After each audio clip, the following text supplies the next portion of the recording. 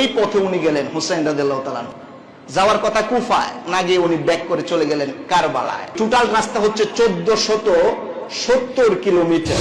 রাসূলের বডির সাথে যার সবচেয়ে বেশি মিল ছিল তিনি হচ্ছেন হযরত হুসাইন রাদিয়াল্লাহু তাআলা। কুফা আগে পড়ে না কারবালা আগে পড়ে? তো উনি কুফায় না গিয়ে কারবালায় গেলেন কেন? আবার কারবালার পাশে তো ফুরাত নদী এখন নাই, তাহলে নদীর পানি আটকাইলো কি? মুঝে কুফা ওয়ালো মুসাফির না সমঝো, मैं आया नहीं हूँ बुलाया गया हो। আমি এখানে কালি দিয়ে শুধু আঁকাই নাই, এটা একটা মানচিত্র। এটা হচ্ছে এই যে অংশটা, এটা হচ্ছে ইরাক, এটা হচ্ছে ইরাক। কারবালাটা কোন জায়গায় অবস্থিত বলেন তো? কথা বলতে হবে, কোথায়? ইরাকে। ঘটনাটা ঘটছে ইরাকে। আর হুসাইন রাদিয়াল্লাহু তাআলা কি ইরাকে ছিলেন? উনি ছিলেন হচ্ছে মক্কায়। মক্কা হচ্ছে সৌদি আরবিয়া, এই যে এখানে।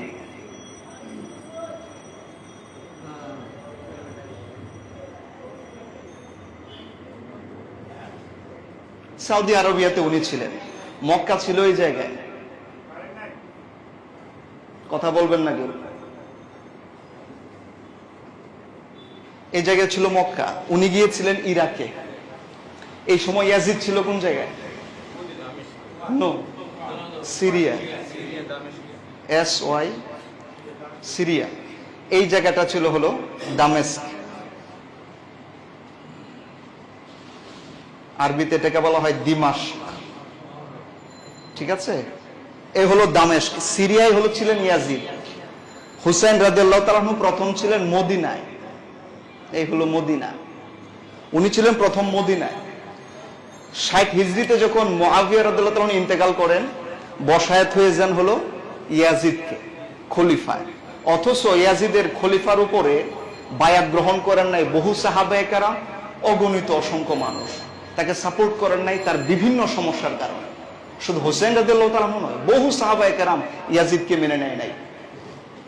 তো ইয়াজিদকে যখন মেনে নেওয়া হলো না, এই ইয়াজিদ চাইলেন যে হুসাইন রাদিয়াল্লাহু তাআলা যদি ওনার হাতে বায়াত গ্রহণ না করে, অনেক মানুষ আমার হাতে বায়াত গ্রহণ করবে না, যেখানে হুসাইন রাদিয়াল্লাহু তাআলা করে নাই। উনি চাইলেন জোরপূর্বক হুসাইন রাদিয়াল্লাহু তাআলাকে তার হাতে বায়াত করানোর জন্য। তখন হুসাইন রাদিয়াল্লাহু তাআলা ছিলেন কোন জায়গায় বলেন তো? কথা বলতে হবে, কোন জায়গায়? মদিনায় ছিলেন। উনি যখন মদিনায় ছিলেন, মদিনার গভর্নর ছিল ওয়ালিদ ইবনে উতবা। এই যে একটা নাম উচ্চারণ করলাম, আমি 11টা নাম উচ্চারণ করবো, আপনাদের মনে রাখতে হবে। এই একজন ওয়ালিদ ইবনে উতবা, নাম কি? ওয়ালিদ ইবনে উতবা মদিনার গভর্নর। ওনাকে প্রেসারাইজ করা হলো, প্রেসার ক্রিয়েট করা হলো, যে কোনো মূল্যে, মদিনায় তো হুসাইন রাদিয়াল্লাহু তাআলা আছেন, ওনাকে জোর করে হলেও আমার হাতে বায়াত গ্রহণ করার। হযরত হুসাইন রাদিয়াল্লাহু তাআলা বললেন, না, এমন একজন ব্যক্তির উপর আমি বায়াত গ্রহণ করতে পারি না। এবং অসংখ্য সাহাবারও বায়াত গ্রহণ করলেন না। হুসাইন রাদিয়াল্লাহু তাআলার উপর যখন প্রেসার ক্রিয়েট করা হলো, হুসাইন রাদিয়াল্লাহু তাআলা সিদ্ধান্ত নিলেন উনি আর মদিনায় থাকবে না, উনি মক্কায় চলে এলেন। কোথায় চলে এলেন? মক্কায়। আর এই যে মক্কায় আপনারা হজ করতে যান না, এটা হচ্ছে জিদ্দা। জিদ্দা বিমানবন্দর দেখছেন না? জিদ্দা বিমানবন্দর কোন সাগরের পাশে বলেন তো? হ্যাঁ, রেড সি। রেড সি মানে হচ্ছে আল বাহরুল আহমার, লোহিত সাগর। লোহিত সাগরের পাশে কিন্তু এই কাবা। তখন হুসাইন রাদিয়াল্লাহু তাআলা এই লোহিত সাগরের পাশে যেখানে মক্কা রয়েছে, ওইখানে উনি চলে এলেন। এটা কিন্তু একটা সাগর কিন্তু আরেকটা আছে, সিরিয়ার পাশে একটা সাগর আছে। এই সাগরের নাম বলতে পারেন কেউ?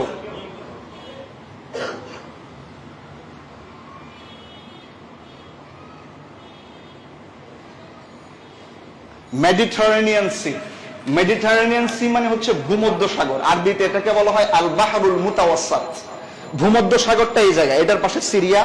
রাইট সি, আল বাহরুল আহমর, এটা হচ্ছে লোহিত সাগর, এটার পাশে হচ্ছে মক্কা। তো এখানে উনি মক্কায় চলে এলেন, কারণ চাপ ক্রিয়েট করা হচ্ছে হুসাইন রাদিয়াল্লাহু তাআলার উপরে। উনি বললেন জায়গায় থাকবো না, উনি চলে এলেন মক্কায়। মক্কায় যখন এসেছেন, তখন কুফা যে শহরটা ছিল, ইরাকের একটা শহরের নাম কুফা। শহরটার নাম বলেন তো সবাই? কুফা। কুফা, এই যে এটা কুফা। কুফা কুফা হলো এমন শহর, এটার মানুষের এই আচরণের কারণে আমরা এখন মাঝে মাঝে কিছু হইলে বলি কুফা লাগছে, মানে সমস্যা শুরু হয়েছে। কুফার মানুষের আচরণ হোসেন রাদিয়াল্লাহু তাআলার সাথে যা ঘটিয়েছেন পৃথিবীর ইতিহাসে কখনো মানুষ এগুলো ভুলবে না। এই কুফা শহর থেকে মানুষ হোসেন রাদিয়াল্লাহু তাআলার কাছে যোগাযোগ করতে লাগলো, হোসেন আমরা ইয়াজিদের হাতে বায়াত গ্রহণ করব না, আপনার হাতে বায়াত গ্রহণ করব। হোসেন রাদিয়াল্লাহু তাআলা প্রাথমিকভাবে কোনো কর্ণপাত করলেন না। ঠিক আছে, একের পর এক চিঠি আসতে লাগলো। কোত্থেকে? কুফা থেকে। এবং এই কুফার অনেক গণ্যমান্য ব্যক্তিবর্গরা হোসেন রাদিয়াল্লাহু তাআলার কাছে বায়াত গ্রহণ করার জন্য এসেছেন, বায়াত গ্রহণ করতে চেয়েছেন। বহু চিঠি আসার পর হযরত হোসেন রাদিয়াল্লাহু তাআলা আনহু উনি তখন সিদ্ধান্ত নিলেন যে আমি কুফার অবস্থাকে পর্যবেক্ষণ করব। কুফার অবস্থাটাকে উনি কি করবেন? পর্যবেক্ষণ করবেন। কেন কুফার মানুষ এতগুলো আসছে? এখানে আপনাদেরকে আরেকটা প্রশ্ন করে রাখি, এই হলো কুফা, এটা কিন্তু কুফার মধ্যে কারবালা ছিল না। কারবালা হচ্ছে ঠিক এই জায়গায়, এই হলো কারবালা। কারবালা আপনারা জানেন, বাগদাদ নামে একটা শহর আছে না? এই বাগদাদ হচ্ছে এই জায়গায়। বাগদাদ থেকে কারবালার দূরত্ব হচ্ছে 105 কিলোমিটার। বাগদাদ থেকে কারবালার দূরত্ব কত কিলোমিটার? 5 কিলোমিটার। কুফা থেকে এই কারবালার দূরত্ব হচ্ছে 74 কিলোমিটার। এখান থেকে যদি একটা মানুষ যায়, কুফা আগে পড়ে না কারবালা আগে পড়ে? তো উনি কুফায় না গিয়ে কারবালায় গেলেন কেন? একটা প্রশ্ন করেছিলাম না, এটার উত্তরটা আমরা জানবো। আবার কারবালার পাশে তো ফুরাত নদী এখন নাই, তাহলে নদীর পানি আটকাইলো কিভাবে? এটার মানচিত্রে আপনি কিভাবে বুঝাবেন? এই বিষয়গুলো উত্তর দিব ইনশাআল্লাহ। তো আসুন, যে কথা বললাম যে কুফা থেকে অনেক মানুষ হোসেন রাদিয়াল্লাহু তাআলা তখন মক্কায় বারবার যোগাযোগ করার কারণে হোসেন রাদিয়াল্লাহু তাআলা সিদ্ধান্ত নিলেন কুফার অবস্থা পর্যবেক্ষণ করবেন। উনি তখন ওনার ভাই, চাচাতো ভাই, নাম হলো মুসলিম ইবনে আকিল। আরেকটা নাম উচ্চারণ করলাম, আপনাদের মনে আছে? প্রথম উচ্চারণ করেছে একটা ইয়াজিদ গেল, তারপরে গেল ওয়ালিদ ইবনে উতবা, এই আরেকজন বললাম এখন মুসলিম ইবনে আকিল। 11 জনের নাম উচ্চারণ করবে। মুসলিম ইবনে আকিল উনি ছিলেন হোসেন রাদিয়াল্লাহু তাআলা এর চাচাতো ভাই। উনি বললেন, ভাই এত এত চিঠি, শত শত চিঠি, তুমি একটু যে অবস্থাটা পর্যবেক্ষণ করে আমাকে ইনফর্ম করো। মুসলিম ইবনে আকিল এখান থেকে রওনা দিয়ে কুফায় গেলেন। কুফায় যাওয়ার পরে উনি দেখলেন পরিবেশ খুব সুন্দর। আমি আগে বলছি, আমি লম্বা ঘটনা বলছি না, সামারি বলছি, সামারি। তো হযরত হোসেন রাদিয়াল্লাহু তাআলা চাচাতো ভাই কুফায় যখন গেলেন, মুসলিম ইবনে আকিল উনি দেখলেন এখানের মানুষগুলো হোসেন রাদিয়াল্লাহু তাআলার পক্ষে, এমনকি বায়াত পর্যন্ত গ্রহণ করালেন হোসেন রাদিয়াল্লাহু তাআলার উপরে মুসলিম ইবনে আকিলের মাধ্যমে। 30,000 মানুষ মুসলিম ইবনে আকিলের হাতে হযরত হোসেন রাদিয়াল্লাহু তাআলার উপর বায়াত গ্রহণ করলেন। মুসলিম ইবনে আকিল দেখলেন পরিবেশ খুবই অনুকূলে, উনি একটা চিঠি লিখলেন হযরত হোসেন রাদিয়াল্লাহু তাআলার কাছে যে কুফার পরিবেশ ভালো, আসলেই কুফা মানুষ আপনাকে চায়, আপনি ইচ্ছা করলে কুফায় আসতে পারেন, কুফার মানুষগুলো আপনাকে চাচ্ছে, আপনি আসেন। হযরত হোসেন রাদিয়াল্লাহু তাআলা এই তার ভাই মুসলিম ইবনে আকিলের চিঠির প্রেক্ষিতে উনি সিদ্ধান্ত নিলেন মক্কা থেকে কোথায় যাবেন? কুফায়। তখন উনি তো আর একা যাবেন না, ওনার পরিবার পরিজন, আহলে বাইতের সদস্য, সাথে আরো কিছু অনুসারী, ওনাদের সহ মোট প্রায় 150 জন। হোসেন রাদিয়াল্লাহু তাআলার সাথে সফর সঙ্গী ছিলেন মোট কতজন? 150 জন সফর সঙ্গী নিয়ে উনি সিদ্ধান্ত নিলেন যাবেন হচ্ছেন কুফায়। যেদিন কুফা থেকে, মক্কা থেকে কুফার উদ্দেশ্যে রওনা দেন, সেদিন কোন মাসের কত তারিখ বলতে পারেন কেউ? বলতে পারে না। তাহলে ঘটনাটা কিভাবে মনে থাকবে বলেন আপনাদের? যেদিন উনি এখান থেকে রওনা দিয়েছেন সেদিন ছিল হলো জিলহজ মাসের 8 তারিখ। জিলহজ মাসের কয় তারিখ? এই যে আমি এক একটা তারিখ লিখবো আর এখানে আমি একটু গোল দিয়ে দিব যেন আপনাদের মনে থাকে। এই হচ্ছে 8 তারিখ, জিলহজ মাসের 8 তারিখ উনি রওনা দিলেন মক্কা থেকে, যাবেন কোথায়? কুফায়। বাবা তখন তো আর এই ধরনের এত নেটওয়ার্কিং সিস্টেম ছিল না, মাঝখানে যে কত কি ঘটে গেছে তা তো জানাই নাই। এই দিক থেকে সংবাদ আসার পরে যখন উনি সিদ্ধান্ত নিলেন, ফাঁকে ইয়াজিদ উনি লক্ষ্য করলেন কুফার যিনি গভর্নর ছিলেন, নাম তার নু'মান বিন বাশির। আরেকজনের নাম উচ্চারণ করলাম, নু'মান বিন বাশির। এই নু'মান বিন বাশির হোসেন রাদিয়াল্লাহু তাআলার উপর মানুষ বায়াত গ্রহণ করছে, উনি কিছুই বলছেন না, উনি পজিটিভ ছিলেন। যে কারণে ইয়াজিদ এই নু'মান বিন বাশিরকে পদত্যাগ করা, এবং এখানে ছিল বসরা, এই বসরার শাসনকর্তা ইবনে জিয়াদ, এর পূর্ণ নাম হচ্ছে উবাইদুল্লাহ ইবনে জিয়াদ। কিন্তু এই ব্যক্তিটি এত বাজে আচরণ করেছে হোসেন রাদিয়াল্লাহু তাআলা এর সাথে, যে কারণে আমরা তাকে উবাইদুল্লাহ এই শব্দটা উচ্চারণ করি না, আমরা বলি ইবনে জিয়াদ, জিয়াদের ছেলে। কারণ ওর নামের আগে উবাইদুল্লাহ ব্যবহার করার মতো যোগ্যতা সে হারিয়ে ফেলেছে, আমরা বলি ইবনে জিয়াদ। ইবনে জিয়াদকে বসরা থেকে কুফার শাসনকর্তা নিযুক্ত করলেন এবং কড়া নির্দেশ দিলেন কোনোভাবেই হোসেন রাদিয়াল্লাহু তাআলা আনহু যেন কুফায় প্রবেশ করতে না পারেন এবং ওনার ব্যাপারে যারা কাজ করছেন প্রত্যেককে হত্যা করা হোক। যে কারণে ইবনে জিয়াদ উনি কুফায় আসার পরই প্রথম ধরেছেন মুসলিম ইবনে আকিল, নবীকে হযরত হোসেন রাদিয়াল্লাহু তাআলার চাচাতো ভাই। এমনকি একটা পর্যায়ে ওনাকে এই দুনিয়া থেকে চিরদিনের মতো শহীদ করেছেন। হযরতে মুসলিম ইবনে আকিল যখন শহীদ হবেন তার আগে উনি বুঝতে পেরেছিলেন যে ইবনে জিয়াদ তাকে দুনিয়াতে আর রাখতে দিবে না। কুফার মানুষগুলো আস্তে আস্তে করে ইবনে জিয়াদের পক্ষে চলে গেল। মুসলিম ইবনে আকিল পরিবেশ বুঝে উনি আরেকটা চিঠি লিখলেন হুসাইন রাদিয়াল্লাহু তাআলা আনহুর কাছে যে আগে যে পরিবেশ ছিল এখন সেই পরিবেশ আর, আপনি দয়া করে আর আসবেন না। আপনি কি মনে করছেন এটা কি এখনকার সময় অ্যান্ড্রয়েড ফোন চাপ দিল আর বলে দিল? কত কিলোমিটার রাস্তা জানেন? 1470 কিলোমিটার রাস্তা। বাবা পায়ে হেঁটে যাওয়া লাগবে, উঠে যাওয়া লাগবে। কেন ইমাজিন, কল্পনা করতে পারেন কত সময় লাগে? এই চিঠি যেদিন লিখছেন, লেখার পরে যখন এই চিঠি আসতে আসতে বহু সময় লেগে গেছে, ফাঁকে কিন্তু উনি রওনা দিচ্ছেন 8 তারিখে। জিলহজ মাসের কয় তারিখে রওনা দিলেন?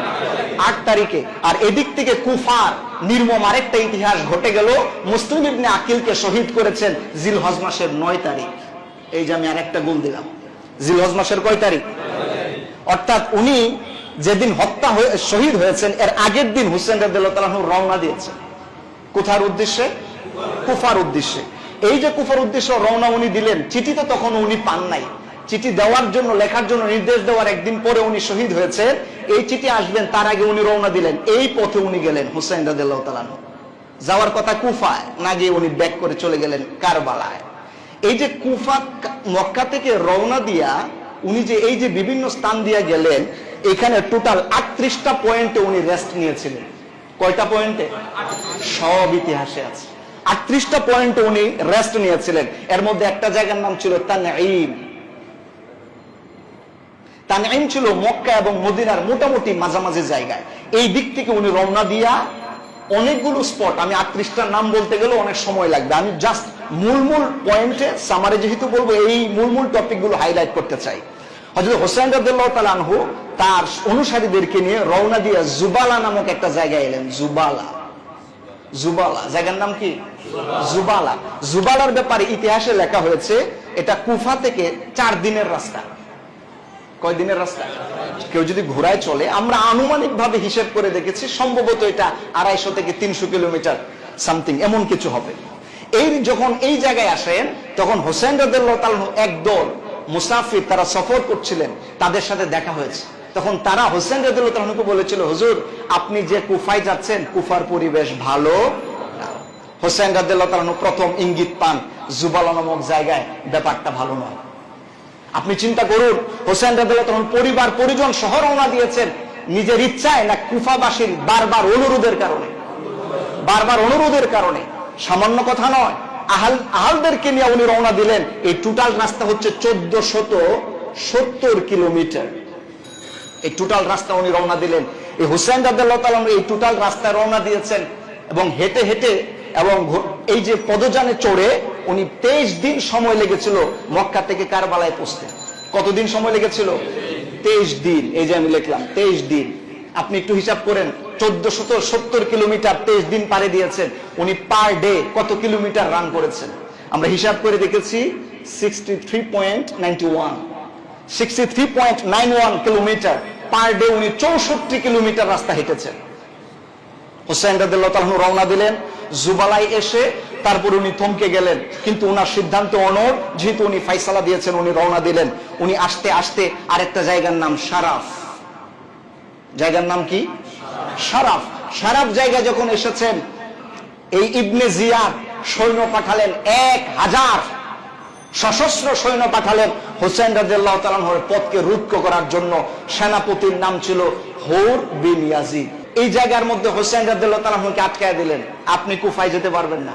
হোসেন রাদিয়াল্লাহু তাআলা বললেন, তোমরা আমাকে আমন্ত্রণ জানিয়েছো আর তোমরা আমার পথকে রোধ করে দিতে চাচ্ছ, ব্যাপারটা কি? তখন বলা হলো যে কে আপনাকে বলেছে আসার জন্য? হোসেন রাদিয়াল্লাহু তাআলার ব্যাগ থেকে শত শত চিঠি দেখালেন, গণ্যমান্য ব্যক্তিদের চিঠি দেখালেন। তখন হুস উনি বললেন যে এটা আমরা মানি না, আপনি যেতে পারবেন না। কিন্তু হোসেন রাদিয়াল্লাহু তাআলার সিদ্ধান্ত অনড় হওয়ার কারণে উনি যাচ্ছেন। আরেকটা সামনে জায়গা, এটার নাম কি বলা হয়? বাইবা। সামনের জায়গাটার নাম কি? বাইদা। বাইদা জায়গায় যখন এসেছে তখন হুর হুসাইন রাদিয়াল্লাহু তাআলা আনহুকে খুব কড়াকড়ি ভাবে আটকায় দিলেন, আপনি কুফা যেতেই পারবেন না, আপনি সিদ্ধান্ত চেঞ্জ করুন। এবং ওনার খুব জোরাজুরি করার কারণে হযরত হুসাইন রাদিয়াল্লাহু তাআলা আনহু এই পর্যন্ত এসে পৌঁছেছিলেন হিজানাত। হিজানাত নামক জায়গায় এসে হুসাইন রাদিয়াল্লাহু তাআলা আনহু টার্ন নিলেন বাম দিকে, ওনাকে যেতে দেওয়া হচ্ছে না কুফায়, তখন উনি বাম দিকে, এই যে এই জায়গার মধ্যে এসে উনি বাম দিকে রওনা দিলেন। এবার চলে যাচ্ছেন কোন জায়গায় বলেন তো? কুফার দিকে। এই যে দেওয়া হচ্ছে না, এই হুর প্রথম আটকাইলো 1000 সৈন্য দিয়া, হুসাইন রাদিয়াল্লাহু তাআলা কুফায় ঢুকতে পারলেন না, অথচ কুফাবাসী কেউ তাকে নিমন্ত্রণ করার জন্য আসছে না। হযরত হুসাইন রাদিয়াল্লাহু তাআলা আনহু এরপরে আস্তে করে এই কারবালার দিকে রান করলেন। এজন্যই মূলত উনি কুফা কাছে হওয়া সত্ত্বেও না যাইয়া 74 কিলোমিটার পথ পাড়ি দিয়া কোন পর্যন্ত পৌঁছে গেলেন? কারবালায় পৌঁছে গেলেন, তাকে যেতে দেওয়া হয়নি। হযরত হুসাইন রাদিয়াল্লাহু তাআলা আনহু যখন কারবালায় এসে পৌঁছেছেন তখন মুহররম মাসের 2 তারিখ, জিলহজ মাস পুরোটা সময় লেগেছে। এই যে বললাম না 23 দিন লেগেছে, আপনি 23 দিনের হিসাব করুন। এখানে এসেছে জিলহজ মাসের কয় তারিখ? 2 তারিখে উনি এসে পৌঁছলেন। এই হলো কারবালার ময়দানে। 2 তারিখ যখন পার হয়ে 3 তারিখ হয়েছে, 3 তারিখে হওয়ার পরে এই ইবনে জিয়াদ আরো 4000 সৈন্য দিয়া পাঠাইলেন, আরেকজন সেনাপতি দিয়া, ওমর বিন সাআদ। আরেকজনের নাম বললাম, সেনাপতির নাম কি? ওমর বিন সাআদ। সাথে কয় হাজার সৈন্য নিয়ে আসছে? 150 মানুষ, আহলে বাইতের একজন সদস্য। এবং সেখানে 4000 সৈন্য পাঠানো হলো। ব্যাপারটা কি? বুঝাই যাচ্ছে উদ্দেশ্য ভালো নয়। 3 তারিখে এসে পৌঁছলেন এই কুফা থেকে 4000 সৈন্য নিয়ে ওমর বিন সাআদ। হযরত হুসাইন রাদিয়াল্লাহু তাআলা আনহু ওমর বিন সাআদকে বোঝানোর চেষ্টা করেছেন, আমি এমনি আসি নাই, আমাকে দাওয়াত দেওয়া হয়েছে। কিন্তু উনি কোন ক্রমেই হোসেন রাদিয়াল্লাহু তাআলার কথা শুনছেন না। হোসেন রাদিয়াল্লাহু তাআলা তখন মিটমাট করার জন্য কয়েকটা প্রস্তাব দিয়েছিলেন, একটা প্রস্তাব উনি গ্রহণ করেননি। শেষ পর্যন্ত উনি এই প্রস্তাবগুলো আবার ইবনে জিয়াদের কাছে পাঠালেন যে হোসেন তো এই কথা বলে। ইবনে জিয়াদ সাফ কথা বলে দিল, হোসেন রাদিয়াল্লাহু তাআলার কোনো বক্তব্যই গ্রহণ করা হবে না। নাউজুবিল্লাহ পড়েন। তখন ইবনে জিয়াদ অনুভব করেছে হোসেন রাদিয়াল্লাহু তাআলার সাথে বোধহয় ওনারা পারছেন না। শেষে আরো 8000 সৈন্য দিয়া শিমার বিন জিল জাওশান, আরেকজন নাম শিমার বিন জিল জাওশান, ওকে 8000 সৈন্য দিয়ে আবার পাঠালেন মুহররম মাসের 7 তারিখ। তখন মুহররমের কয় তারিখ? 7 তারিখ এসে ওনাকে আটকায়া দিলেন। এমনকি এই পাশের ফুরাত নদীর পানি ওনাকে গ্রহণ করতে দিচ্ছেন না। আমি আগেই বলেছিলাম ফুরাত নদীর কোন মানচিত্র আপনি এখন পাবেন না। তাহলে এলো কোথা থেকে? ফুরাত নদীটা ওই যে এখানে আপনার ওই অনেক আগে থেকে এটা মূলত এসেছে, বাগদাদের পাশ দিয়ে হয়ে এসে কুফার দিক দিয়ে চলে গেছে। কিন্তু এখন এটা না দেখালেও একটা সময় একটা ক্যানেল, একটা শাখা এই কুফাতে, এই ফোরাতের একটা শাখা এই কারবালার এই পাশ দিয়ে গিয়েছিল। কিন্তু মূলত ফোরাত থেকে কারবালার দূরত্ব 19 কিলোমিটার। ফোরাত থেকে কারবালার দূরত্ব কত? 19 কিলোমিটার। কিন্তু এই 19 কিলোমিটারের মধ্যে একটা লেকের মতো এসেছিল, যেটা এখন বিলীন হয়ে গেছে। আরে বাবা, আমাদের দেশের কয়টা নদী বিলীন হয়েছে গত 50 বছরে? আপনি বলেন না। এটা একেবারে শক্ত বড় করার কিছু নেই যে নদী গেল কই। নদী তো মাটিতে খেয়ে ফেলাইছে, আর কিছু নদী তো আমরা মানুষেরাই খেয়ে ফেলাই। আমাদের হাতে কি দুর্ক্ষমতা নাই? নদী কেমনে খায় দেখেন না? আর ইচ্ছা করলে নদী বানায়ও দেয়। মাঝে মাঝে যখন বাঁধের পানি ছাইরা দেয়, আমরা পানিতে হাবুডুবু খাই না? আশপাশের আমাদের পড়শিরা এই ধরনের সুন্দর ব্যবহার করেন আমাদের সাথে। তো কি বুঝলেন? অনেক মানচিত্র আমরাই চেঞ্জ করতে পারি। তাহলে এটা চেঞ্জ হয়ে যাবে পৃথিবীর এই 1400 বছর ইতিহাসে, এটা স্বাভাবিক। একটা লেক এখানে ছিল, যেখানে 7 তারিখে এসেই এই 7 তারিখে ওনারা সিদ্ধান্ত নিলেন যে এই জায়গায় আর পানি ওনাকে ছুতে দেওয়া হবে না। যে কারণে আরো 500 সৈনিক এই লেকের চতুর্পার্শ্ব দিয়ে দাঁড় করায় দিলেন। 500 সৈনিকের নেতৃত্ব যিনি দিয়েছিলেন ওনার নাম হচ্ছে আমর বিন হাজ্জাজ। 500 সৈনিক যারা ফুরাতের পানি আটকায় দিয়েছিলেন, এর সেনাপতির নাম কি? আমর বিন হাজ্জাজ। এই আমর এটা আটকায় দিলেন 500 সেনাপতি দিয়া ইবনে জিয়াদের নির্দেশে। 3 দিন চলে গেল, এক ফোঁটা পানিও তাদেরকে দেওয়া হয়নি। শিমার বিন জিল জাওশান, যিনি এই জায়গায় সবচেয়ে বাজে চরিত্র ছিল, উনি বাধ্য করেছিলেন ওমরকে হযরত হোসেন রাদিয়াল্লাহু তাআলার সাথে যুদ্ধ করার জন্য। উনি সব প্রেক্ষাপট নিয়ে আসলেন, বারবার খোঁচাচ্ছিল যে যুদ্ধ হোক, কিন্তু হোসেন রাদিয়াল্লাহু তাআলা যুদ্ধ করতে আসেননি। উনি বলেছেন, আমি তো এজন্য আসিনি, আমাকে দাওয়াত করে এনেছো, আমি কি যুদ্ধ করতে এসেছি? তার কোনো প্রস্তুতি কি আমার আছে? আমি তো সেজন্য আসি নাই। আমাকে এনেছো কি বলে, আর কি ব্যবহারটা আমার সাথে করছো? এজন্য একজন কবি খুব সুন্দর করে হোসেন রাদিয়াল্লাহু তাআলার মনের ভাষাটা বলেছিলেন যে এই কবিতাটা, এই গজলটা আমাদের কাছে খুব পরিচিত। মুঝে কো ফওয়ালো মুসাফির না সমঝো, मुझे को फवालो मुसाफिर न समझो, मैं आया नहीं हूँ बुलाया गया हो, कि मेहमान बना कर, के मेहमान बना कर सताया गया हो, मैं आया नहीं हूँ बुलाया गया हो। আল্লাহু আকবার পড়ে। কবি বলেছিলেন, হোসেন রদ বললেন, আহা কুফাবাসী, তোমরা কি আমাকে কেমন দাওয়াত করেছো? আমাকে মুসাফির মনে করেছো? আমি তো মুসাফির ছিলাম না, আমি তো দাওয়াতি মেহমান ছিলাম। আর আমাকে দাওয়াত দিয়ে নিয়ে আসার পরে আজকে কারবালার ময়দানে যুদ্ধের পরিস্থিতি তোমরা তৈরি করে দিয়েছো। নাউজুবিল্লাহ। হযরত হোসেন রাদিয়াল্লাহু তাআলার এই বক্তব্যটা, এই মনের এই বাসনাটা একজন কবি সুন্দর করে বলেছিলেন। আমি গজলটা পুরো বলতে চাচ্ছি না, সময় আমাদের কম। আমার প্রিয় ভাইরা, এই জায়গায় এসে 7 তারিখ থেকে 3 তারিখ কোনো পানি দেওয়া হয়নি, এবং মুহররম মাসের 9 তারিখ যখন হয়েছে তখন সীমার ওই দিনে যুদ্ধ করতে বলেছিলেন। হোসেন রাদিয়াল্লাহু তাআলা বললেন, ঠিক আছে, যদি আমি সত্যের পথে থেকে আমাকে যুদ্ধ যদি করাই হয় তাহলে আমি যুদ্ধ করব, কিন্তু আজকে নয়, একটা দিন আমাকে সময় দাও, একটা দিন যেন আমি আল্লাহর দরবারে ইবাদত করে এই রাতটা কাটাতে পারি। আল্লাহু আকবার। হযরত হোসেন রাদিয়াল্লাহু তাআলা 9 তারিখ সারা রাত ইবাদত করলেন। একজন মুসাফির মানুষ শ্রান্ত হওয়ার কারণে উনি দুর্বল হয়ে পড়েছিলেন। 10 তারিখে ফজরের পরেই যুদ্ধের প্রস্তুতি হয়েছিল। বৃষ্টি হচ্ছে, এই জন্য আমি লম্বা করবো না, অল্প সময় শেষ করতে চাচ্ছি। এই 10 তারিখেই মুহররম মাসের যুদ্ধের পরিস্থিতিটা তৈরি হলো, এবং সর্বপ্রথম হোসেন রাদিয়াল্লাহু তাআলা এর পরিবারের সদস্যদেরকে আঘাত করা হলো, তীর মারা হলো। ইতিহাস আপনারা জানেন, আলী আসগর দুধের শিশু, তার গায়ে তীর বেদ হওয়ার কারণে বুক ছিঁড়ে দুধের শিশু তৃষ্ণার কারণে তরবারির আঘাতে, তীরের আঘাতে উনি দুনিয়া থেকে চিরদিনের জন্য শহীদ হয়েছিলেন। হয়তো হোসেন রাদিয়াল্লাহু তাআলা বাধ্য হয়ে তারপরে এক একজন হোসেন রাদিয়াল্লাহু তাআলার সদস্যরা এই হুর বিন জিয়াদের সাথে, এরপরে হচ্ছে শিমর বিন জিলজালসার সাথে যুদ্ধ লেগে গেল। তখন যিনি প্রথম এসেছিলেন এই সারাত নামক জায়গায় 1000 সৈন্য নিয়ে, হুর, উনি চিন্তা করলেন যে আমি কার বিরুদ্ধে যুদ্ধ করছি? আল্লাহ নবীজির প্রিয় দৌহিত্রের বিরুদ্ধে। এটা হতেই পারে না। হুর সাথে সাথে তাদের দল ত্যাগ করে হোসেন রাদিয়াল্লাহু তাআলার দলে চলে এসেছিলেন। এই একজন মহাবীরের কথা আমরা শুনতে পাই, যিনি তাদের বিপরীতের পক্ষ ত্যাগ করে সত্যের পথে এসেছিলেন। হুর হোসেন রাদিয়াল্লাহু তাআলাকে বলেছিলেন, হুজুর, আমার রক্ত যতক্ষণ পর্যন্ত থাকছে আপনার শরীরে কোনো এক ফোঁটা বিন্দু আমি বহাতে দিব না। উনি বীর বিক্রমে যুদ্ধ করেছিলেন হুর। এবং শেষ পর্যন্ত এই মুহররম মাসের 10 তারিখে যুদ্ধ লেগে গেল। আমি আরেকজন বাজে ব্যক্তির নাম উচ্চারণ করছি, যিনি সর্বপ্রথম হোসেন রাদিয়াল্লাহু তাআলার শরীর মুবারকে আঘাত করেছিলেন, সিনান বিন আনাস। এই সিনান, উনি প্রথম হোসেন রাদিয়াল্লাহু তাআলাকে আঘাত করেছিলেন, যার কলিজায় এত বড় সাহস ছিল। আল্লাহ পাক জানেন তার কি বিচার হবে। হযরত হোসেন রাদিয়াল্লাহু তাআলাকে ধরাশায়ী করা হয়েছে। আমরা ইতিহাসে দেখেছি, হাদিসের রাবীরা বর্ণনা করেছেন যে হযরত হোসেন রাদিয়াল্লাহু তাআলাকে 33টি তীর মারা হয়েছিল। আপনি কয়টি তীরের আঘাত সহ্য করতে পারবেন? আপনার বুকে যদি একটা বুলেট দেওয়া হয়, দ্বিতীয় বুলেটের জন্য তো আপনি দাঁড়ায় থাকতে পারেন না বাবা। 33টা তীর ওনার বুকে এসে লেগেছে, শরীরে এসে লেগেছে। 34টি তরবারির আঘাত ওনার পুরো শরীরকে জর্জরিত করে দিয়েছিল। উনি শহীদ হয়েছেন কারবালার ময়দানে। আরেকজন পাষাণের নাম আমি উচ্চারণ করছি, শিমার বিন জিলজালসান। এই শিমার হোসেন রাদিয়াল্লাহু তাআলা শহীদ হওয়ার পরে কত বড় পাষাণ ব্যক্তি, হোসেন রাদিয়াল্লাহু তাআলার শরীর মুবারক থেকে, তার দেহ মুবারক থেকে শির মুবারক ছুরি দিয়ে কেটে আলাদা করে দিয়েছে।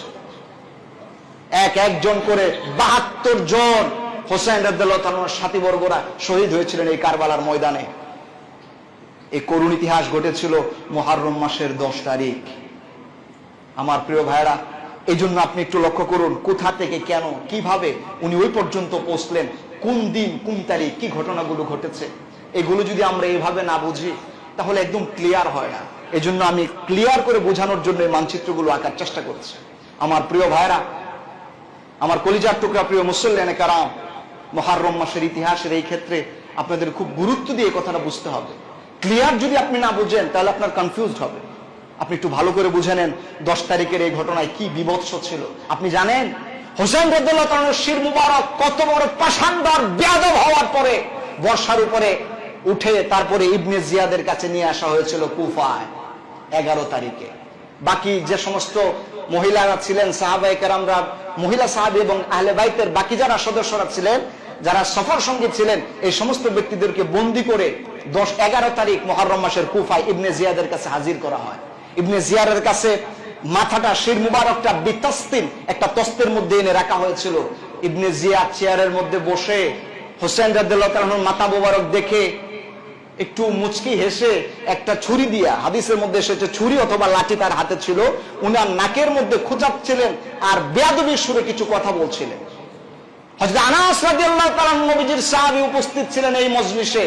হযরত আনাস বললেন, ইবনে জিয়াদ, আমার কলিজা কেঁপে যাচ্ছে, তুমি কার মাথা এখানে এনে তার নাকের মধ্যে আঘাত করছো? তুমি কি জানো ওয়া আশবাহু মা রাসূলিল্লাহি সাল্লাল্লাহু আলাইহি ওয়াসাল্লাম, আমরা নিজের চোখে দেখেছি রাসূলের চেহারার সাথে, রাসূলের বডির সাথে যার সবচেয়ে বেশি মিল ছিল তিনি হচ্ছেন হযরত হুসাইন রাদিয়াল্লাহু তাআলা। আর রাসূলের চেহারার সাথে মিল আছে এমন একজন রাসূলের কলিজার টুকরা দৌহিত্রের মাথা এনে তুমি খোঁচাচ্ছ, আমি আনা সহ্য করতে পারছি না। আপনি বিশ্বাস করুন কি বিভৎস ইতিহাস ছিল, হোসেন রাদিয়াল্লাহু তাআলার সাথে কি নির্মম আচরণ তারা করেছে। ইতিহাসগুলো আমাদের সামনে একদম স্পষ্ট। যেদিন উনি শহীদ হন ওনার বয়স কত ছিল জানেন? হোসেন রাদিয়াল্লাহু তাআলা যেদিন শহীদ হয়েছিলেন ওনার বয়স ছিল 54 বছর 6 মাস 15 দিন। যেমন রাসূলের চেহারার সাথে সাদৃশ্যপূর্ণ দৌহিত্রের সাথে যারা এই বেয়াদবি করেছে তাদের পরিণতি দুনিয়াতে কেমন হয়েছে এটা আমাদেরকে আল্লাহ দেখিয়েছেন। আখিরাতে কি হবে আল্লাহু আ'লাম, আল্লাহ ভালো জানেন। আমরা দেখেছি ইবনে জিয়াদ সহ, শিমর বিন জিলজাওশান, সিনান সহ যতজন ব্যক্তি হোসেন রাদিয়াল্লাহু তাআলার সাথে প্রত্যক্ষ এবং পরোক্ষ জড়িত ছিল, পরবর্তীতে খেলাফতের সময় প্রত্যেককে এই পৃথিবী থেকে চিরদিনের মতো বিদায় করে দেওয়া হয়েছে, তাদের কল্লাগুলো আলাদা করে মসজিদের বারান্দায় ঝুলিয়ে দেওয়া হয়েছে। একজন সাহাবী হাদিস বর্ণনা করেছেন, ওনারা সাহাবী তখনও জীবিত। উনি বললেন, ইবনে জিয়াদের মাথাটা যখন এনে রাখা হয়েছিল আমরা এসে দেখলাম, হাদিসটা মুসলিম শরীফের মধ্যে এসেছে, সিয়াসিত্তার হাদিস, ভুয়া হাদিস হলে আমি বলতাম না, সিয়াসিত্তার হাদিস বলছি। হযরতে একজন সাহাবী বললেন যে ইবনে জিয়াদের মাথাটা যখন রাখা হয়েছে আমরা দূর থেকে দেখলাম একটা সাপ ইবনে জিয়াদের নাক দিয়া ঢুকেছে, মাথার মধ্যে ঢুকে আবার কিছুক্ষণ পরে বেরিয়ে এসেছে। সাহাবী বর্ণনা করলেন, আমার মনে হয়েছে যে নাকের মধ্যে হোসেন রাদিয়াল্লাহু তাআলার নাকে যে ব্যক্তি খুঁচিয়েছে দুনিয়াতে আল্লাহ পাক তার নাকে সাপ দিয়া প্রমাণ করে দিয়েছেন আহলে বাইতের সাথে বেয়াদবি করলে কি পরিণত হয় এটা দেখিয়ে দিয়েছে। ইতিহাস খুব বিভৎস, ইতিহাস খুব করুণ। এগুলো থেকে যদি আমরা শিক্ষা না নেই তাহলে আমাদের জীবনটাও সুন্দর হবে না। আমার প্রিয় ভাইরা, এজন্য যারা সত্যের পথে থাকেন, যারা সঠিক পথে থাকেন, এদের রাস্তায় যেন আল্লাহ পাক আমাদেরকে কবুল করেন, আমরা পড়ি আমিন। সত্যের পথে শহীদ হওয়ার মতো তৌফিক আল্লাহ আমাদেরকে দান করুন, আমরা পড়ি আমিন। আল্লাহুম্মা রযুকনা শাহাদাতান ফি সাবিলিক ওয়াজআল মাউতানা ফি বালাদি রাসূলিক।